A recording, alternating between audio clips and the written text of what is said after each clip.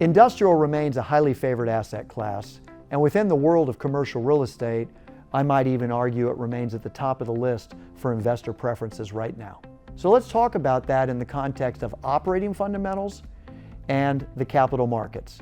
And I'll start with operating fundamentals, and I'll break it down short and long term.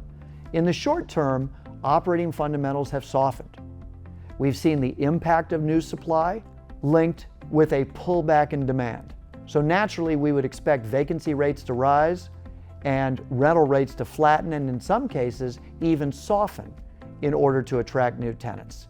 The caveat here would be you have to look at this market to market, because looking at it in terms of the national picture, we've seen massive new supply concentrated in the high growth markets.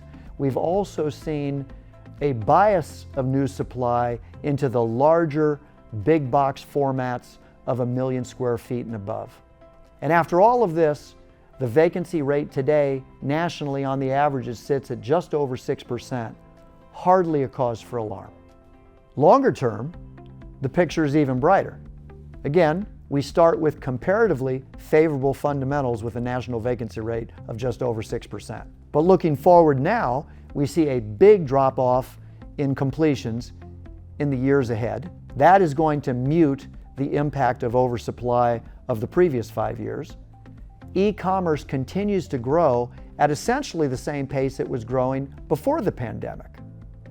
We also have the return of manufacturing.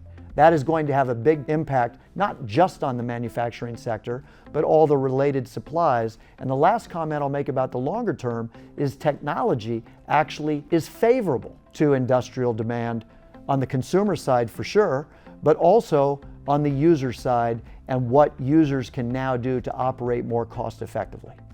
Shifting the focus to the capital markets and pricing, we've seen pullback to be sure. It corresponds directly to the pullback in operating fundamentals. Right now, the pressure on rents is not what it was a couple of years ago, but this is to be expected. As mentioned earlier, we have new supply introductions. We have a pullback, a more cautious environment on the tenant side in terms of new space demand.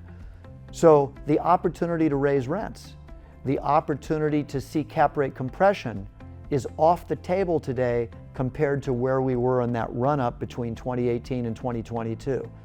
I would caution everybody, though, to never expect that kind of fundamental. Maybe it repeats itself at some point in the future, but it's hard to repeat unprecedented times. So we're simply in a much more balanced relationship operationally, and now pricing expectations demand higher yield than it would have been back in the 21-22 period. There is one question that I want to address today before we conclude, and that is the question surrounding cap rate compression. In other words, should we expect cap rates in industrial to compress again, assuming we have a reduction in interest rates? So let's assume for a minute that we do. Let's say that interest rates come in a little bit. What I would caution investors to think about is cap rate compression that we experienced between 2018 and 2022 was really due to some remarkable circumstances. We had ultimately within that period the pandemic and the supply chain related issues that were causing rental rates to go up literally month after month. Correspondingly, cap rates were coming down essentially month after month, and that was also in response to interest rates in a debt market that was essentially free money. We don't expect anything like that again. I'll also point out that the historical relationship between cap rates and the 10-year Treasury remains narrow. So I would simply advise investors to think about this. Gains in value are going to much more correlate to gains in NOI and a strengthening supply-demand fundamental than expectations for cap rate compression.